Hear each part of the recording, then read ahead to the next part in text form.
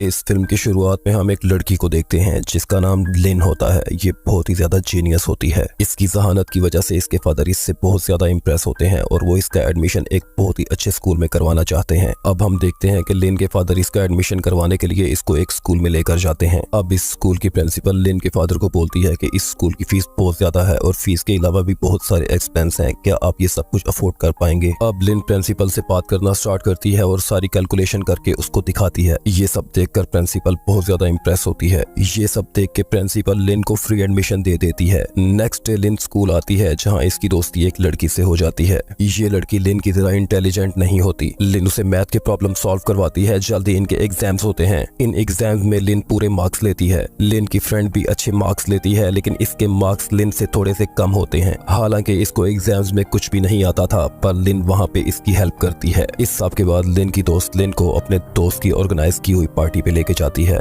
जब वो इस पार्टी में जाते हैं तो लिन की फ्रेंड का फ्रेंड लिन को बताता है कि बेशक तुम्हें फ्री एडमिशन मिला है और तुम्हें स्कॉलरशिप मिली है, इसके बावजूद तुम्हारे पेरेंट्स ने कुछ फंड्स ऐसे हैं जो पे किए हैं। इस सब के बाद लिन घर जाती है और वहां जाकर रसीदें चेक करती है। रसीदें देखकर उसको पता चलता है कि उसके फादर ने 2 लाख बाद पे किए हैं। ये सब जानकर लिन रोने लगती है और अपने फादर को बोलती है कि इतने महंगे स्कूल में एडमिशन करवाने की क्या जरूरत थी। उसके फादर उसको बोलते हैं कि मेरे लिए तुम्हारे फ्यूचर से बढ़कर कुछ भी नहीं है, इसलिए मेहनत करो और पढ़ाई पर ध्यान दो। अब लिन की मदर की बर्थडे आती है। लिन अपनी मदर को याद करते हुए पियानो बजा रही होती है क्योंकि उसकी मदर उसके साथ नहीं होती। साथ ही साथ लिन अपनी क्लास फेलोज के बारे में सोच रही होती है जो लिन की तरह इंटेलिजेंट नहीं होते, वो हर एग्जाम्स में फेल होते हैं। लिन अपनी क्लास फेलोज की हेल्प करने का इरादा करती है और उन सबको अपने घर बुलाती है और उन्हें कहती है कि जैसे मैं पियानो प्ले कर रही हूँ, मेरी इन उंगलियों के इशारों को याद रखना। अगर मैं इस तरह से अपनी उंगलियों को करूँ तो इसका मतलब ए होगा, इस तरह से करूँ तो बी होगा, और अगर ऐसे करूँ तो सी और डी होगा। अब वहाँ पर मौजूद सब बच्चे उसकी उंगलियों के इशारों को अच्छी तरह से समझ लेते हैं। अब जब एग्जाम्स हो रहे होते हैं तो लिन अपनी उंगलियों के इशारों की मदद से अपने क्लास फेलोज की हेल्प करती है। अब वो पूरी क्लास बहुत अच्छे नंबर लेने लग जाती है। जब इसका रिजल्ट आता है तो इसकी क्लास का रिजल्ट सबसे टॉप पर होता है। इनकी क्लास में जो बच्चा फर्स्ट आता है वो जाहिर सी बात है लिन ही होती है, और जो सेकंड आता है उसका नाम बैंक होता है। बैंक भी बहुत जीनियस लड़का होता है। अब ये दोनों अपने स्कूल को रिप्रेजेंट करने के लिए एक कंपटीशन में हिस्सा लेते हैं। इस कंपटीशन का नाम टीन जीनियस होता है। लिन और बैंक बहुत ज्यादा जीनियस होते हैं, यही वजह होती है कि ये दोनों ये कंपटीशन जीत जाते हैं। प्रिंसिपल और बाकी के लोग ये सब कुछ देखकर बहुत खुश होते हैं। अब स्कूल की प्रिंसिपल इन दोनों को अपने ऑफिस में बुलाती है और इनसे कहती है कि बहुत से बच्चे स्कॉलरशिप पर पढ़ते हैं, लेकिन तुम दोनों बहुत ज्यादा जीनियस हो। ये कंपटीशन जीतकर तुमने हमारे स्कूल का नाम रोशन किया है। मैं तुम दोनों को एक अपॉर्चुनिटी देना चाहती हूँ, लेकिन प्रॉब्लम ये है कि ये अपॉर्चुनिटी तुम दोनों में से एक ही बंदा अवेल कर सकता है, और वो अपॉर्चुनिटी ये है कि तुम सिंगापुर जाकर स्कॉलरशिप पर पढ़ सकते हो, यानी बिल्कुल फ्री। और कहती है कि तुम दोनों अब खुद डिसाइड कर लो कि तुम दोनों में से कौन ज्यादा डिजर्व करता है। यहाँ पर हमें बैंक की फैमिली का पता चलता है जो बहुत ही ज्यादा गरीब होती है। यही वजह होती है कि बैंक बहुत ज्यादा मेहनत करता है ताकि वो अपनी फैमिली के लिए कुछ कर सके। अब हम देखते हैं कि स्कूल में एक लड़का बैंक से उसकी नोटबुक मांग रहा होता है, लेकिन बैंक देने से इनकार कर देता है और उसे बोलता है कि मैंने खुद पढ़ना है।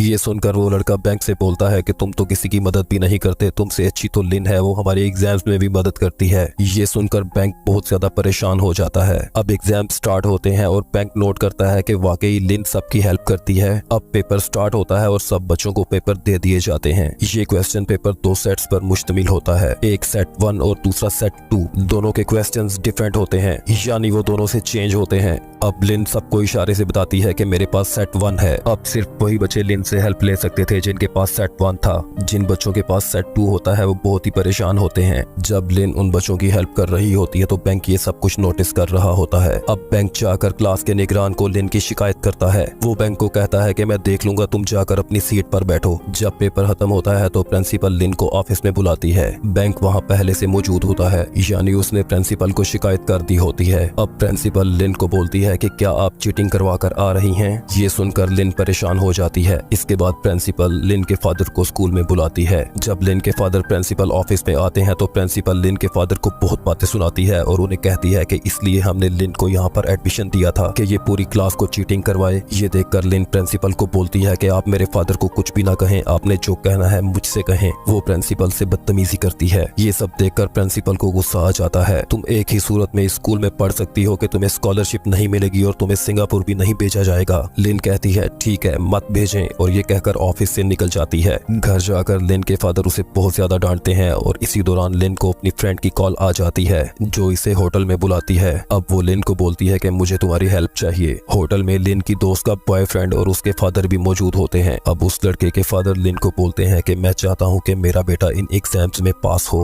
और इसमें तुम मेरे बेटे की मदद करो। अगर तुम ऐसा करती हो तो मैं तुम्हें 6 लाख कैश दूंगा। लेकिन लिन अब ऐसा नहीं करना चाहती थी क्योंकि पहले ही उसकी बहुत इंसल्ट हो चुकी थी, इसीलिए ये उन्हें सॉरी बोलकर वहां से निकल आती है। अब जब लिन होटल से बाहर आ रही होती है तो उसकी नजर होटल में लगी हुई कुछ क्लॉक्स पर पड़ती है। इन घड़ियों के डिफरेंट टाइम जोन होते हैं, यानी हर कंट्री में डिफरेंट टाइम हो रहा होता है। ये सब देखकर उसके दिमाग में एक आइडिया आता है क्योंकि वो एग्जाम जो उसकी दोस्त और वो लड़का देने जा रहे हैं वो एग्जाम्स पूरी दुनिया में एक ही टाइम पर होना था। तो जाहिर है हर कंट्री का डिफरेंट टाइम होता है और जिस कंट्री में सबसे पहले वो एग्जाम्स होना है उसके क्वेश्चंस आंसर हम देख सकते हैं क्योंकि इंटरनेशनल एग्जाम्स का पेपर पूरे वर्ल्ड में सेम ही होता है। अब ये आइडिया जाकर लिन उन दोनों को बताती है। वो सब मिलकर मैप के ऊपर देखते हैं कि सबसे पहले ये एग्जाम्स किस कंट्री में हो रहे हैं। तब उन्हें पता चलता है कि ऑस्ट्रेलिया में ये एग्जाम सबसे पहले होंगे। अब वो दोनों लिन को बोलते हैं कि हमें कैसे पता चलेगा कि वहाँ पर कौन से क्वेश्चंस आए हैं। तब लिन कहती है कि मैं ऑस्ट्रेलिया जाऊंगी और ये एग्जाम्स वहाँ जाकर दूंगी और जो क्वेश्चंस इस पेपर में आएंगे घर आकर तुम्हें मैसेज करके बता दूंगी और तुम इन क्वेश्चंस की तैयारी कर लेना और एग्जाम दे देना। ये सुनकर वो दोनों बहुत खुश होते हैं क्योंकि ये आइडिया बहुत ही जबरदस्त होता है। दूसरी तरफ हम बैंक को देखते हैं जिसे कुछ लड़के मार रहे होते हैं और वहीं पे कोने में फेंक देते हैं। वहीं ये सब बैठकर प्लान कर रहे होते हैं कि इंटरनेशनल एग्जाम में हमने किस तरह से चीटिंग करनी है।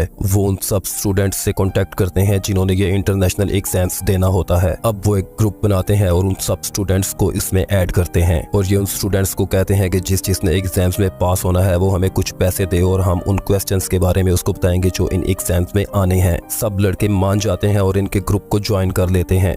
दूसरी तरफ वो लड़का जिसका बाप बहुत ज्यादा अमीर होता है और अपने बेटे को एग्जाम्स में पास करवाना चाहता है, वो लड़का सब स्टूडेंट्स को गाइड कर रहा होता है कि एग्जामिनेशन हॉल में हमने चीटिंग कैसे करनी है। वो सब स्टूडेंट्स को बोलता है कि एग्जामिनेशन हॉल में हम सिर्फ 4 चीजें लेकर जा सकते हैं, एग्जाम पेपर, पासपोर्ट, पेंसिल और एक रेजर। अब ये सारे स्टूडेंट्स पूछते हैं कि हमें उन क्वेश्चंस के बारे में कैसे पता चलेगा जो इन एग्जाम्स में आने हैं। तब वो लड़का स्टूडेंट्स को बोलता है कि इसके लिए बैंक और लिन ऑस्ट्रेलिया जाएंगे और वहां जाकर ये एग्जाम देंगे और जो क्वेश्चन इस एग्जाम में आएंगे वो हमें टेक्स्ट मैसेज कर देंगे। अब यहाँ ये प्रॉब्लम थी कि वो सब बच्चों को टेक्स्ट मैसेज नहीं कर सकते थे। तब ये प्लान करते हैं कि जैसे पेंसिल के ऊपर एक बारकोड होता है उसी तरह से ये अपने सारे आंसर्स को प्रिंट करवाएंगे। उस बारकोड को हम इस तरह से प्रिंट करवाएंगे कि उसके ऊपर जो सबसे मोटी लाइन होगी वो ए होगा, उससे पतली लाइन बी, उससे पतली सी और सबसे पतली लाइन डी। तो सीक्वेंस वाइज इसी तरह से ये लाइंस होंगी और हर लाइन की विड्थ उसके आंसर के मुताबिक होगी। तो ये बारकोड का प्रिंट ये पेंसिल्स के ऊपर प्रिंट कर देंगे और हर स्टूडेंट को एक पेंसिल दे दी जाएगी। अब ये आपस में बैठकर डिसाइड करते हैं कि हम अपने पहले वाले प्लान पर अमल करेंगे जैसा कि लिन ने कहा था कि इस एग्जाम में 3 ब्रेक्स होंगी। तो एक सेशन कंप्लीट करने के बाद जब फर्स्ट ब्रेक होगी तो मैं वॉशरूम में जाकर अपनी दोस्त और उसके दोस्त को सब आंसर्स फॉरवर्ड कर दूंगी। अब फर्स्ट ब्रेक होती है और लिन वॉशरूम में जाती है और सबको मैसेजेस फॉरवर्ड करती है। सेकंड ब्रेक में भी ये दोनों ऐसा कर लेते हैं, लेकिन थर्ड ब्रेक पे बैंक को वॉशरूम में बहुत ज्यादा टाइम लग जाता है। तब वहाँ एग्जामिनर आ जाता है और जल्दी से दरवाजा खोलता है क्योंकि उसे बैंक के बार बार वॉशरूम जाने पे शक हो जाता है। इस दौरान बैंक का मोबाइल फ्लश में गिर जाता है और वो पकड़ा जाता है। दूसरी तरफ लिन भी वॉशरूम में नहीं जा पाती क्योंकि वहाँ पर और भी बहुत सारे लोग होते हैं। अब लिन वापस आकर एग्जामिनेशन हॉल में बैठ जाती है। जब वो आकर अपनी सीट पर बैठती है तो देखती है कि बैंक अपनी सीट पर मौजूद नहीं होता। ये सब देखकर वो घबरा जाती है और समझ जाती है कि जरूर कोई गड़बड़ है। अब थर्ड सेशन स्टार्ट हो जाता है, लेकिन लिन को ये समझ नहीं आ रही होती कि वो इसके आंसर्स कैसे शेयर करेगी। तब वो उनको पेपर की साइड पर लिखकर याद कर लेती है और मुंह में पेंसिल डालकर वॉमिट करने की कोशिश करती है। ये सब वो वहाँ से बाहर जाने के लिए करती है। इसके बाद वो उठकर वहाँ से चली जाती है और कहती है कि मैं ये एग्जाम नहीं दे सकती, मेरी तबीयत ठीक नहीं है। तब एग्जामिनर जल्दी से उसके पीछे आता है और उसे आकर रोक लेता है और उसे कहता है कि जब तक आप अपना एग्जाम नहीं दे लेती तब तक आप यहाँ से नहीं जा सकती। तब लिन उसे कहती है कि मैं ये पेपर नहीं दे सकती क्योंकि मेरी तबीयत ठीक नहीं है, लेकिन वो एग्जामिनर जबरदस्ती उसको वहाँ से ले जाता है। जब वो एग्जामिनर के साथ वापस जा रही होती है तो वो अपना मोबाइल किसी दूसरे शख्स के बैग में डाल देती है क्योंकि एग्जामिनर के आने से पहले ही लिन अपने फ्रेंड्स को मैसेज कर चुकी होती है। अब जब वो वापस एग्जामिनेशन हॉल में आती है तो देखती है कि बैंक वहाँ पर मौजूद होता है और वहाँ के स्टाफ को पता चल चुका होता है कि लिन और बैंक एक ही स्कूल के स्टूडेंट हैं। स्कूल के स्टाफ को इन दोनों पर शक होता है, इसीलिए लिन को वापस बुलाया जाता है। लेकिन लिन के आने से पहले ही बैंक उन लोगों को बता चुका होता है कि लिन इसमें शामिल नहीं है। अब लिन वापस अपने कंट्री यानी कि थाईलैंड आ जाती है, जहाँ पर इसके दोस्त इसका वेलकम करते हैं। लिन बहुत ज्यादा परेशान होती है। लिन के फादर भी उसे रिसीव करने आए होते हैं। जब ये अपने फादर को देखती है तो उनके गले लगकर बहुत ज्यादा रोती है, क्योंकि वो बैंक के लिए बहुत ज्यादा परेशान होती है। जब लिन घर आती है तो देखती है कि वहाँ पर एक स्पोर्ट्स बाइक खड़ा होता है। जब वो घर के अंदर जाती है तो देखती है कि वहाँ पर बहुत ही कीमती चीजें मौजूद होती हैं। ये देखकर वो परेशान हो जाती है कि ये सब यहाँ पर कौन लेकर आया है। जब वो अंदर जाती है तो देखती है कि बैंक भी वहाँ पर मौजूद होता है और उसे देखकर वो हैरान हो जाती है। बैंक लिन को बताता है कि मैं वापस आ गया था, कोई ज्यादा इशू नहीं बना और ये सब चीजें मैंने वहीं से मिलने वाले पैसों से ली हैं। इसके बाद बैंक उसे एक नोटिस दिखाता है और उसे कहता है कि एक और इंटरनेशनल एग्जाम्स आ रहा है, इसके बारे में क्या ख्याल है, इससे भी हम बहुत सारे पैसे कमा सकते हैं। ये सुनकर लिन बैंक को मना करती है कि अब मैं ऐसा कभी कुछ नहीं करूंगी। अब बैंक उसे ब्लैकमेल करता है और कहता है कि अगर तुमने मेरा साथ ना दिया तो मैं सबको सब कुछ सच सच बता दूंगा। लिन बैंक की बात नहीं मानती और वहाँ से चली जाती है। अब दूसरी तरफ लिन एक ऑफिस में एक ऑफिसर के सामने बैठी होती है और उसे बता रही होती है कि मैंने इंटरनेशनल एग्जाम में चीटिंग करवाई थी और किस तरह से करवाई थी वो सब कुछ उसे बता रही होती है। लिन ने जो कुछ किया होता है इसके ऊपर बहुत ज्यादा शर्मिंदा होती है और वो अपनी गलती तस्लीम कर चुकी होती है। यहाँ पर ये स्टोरी एंड होती है।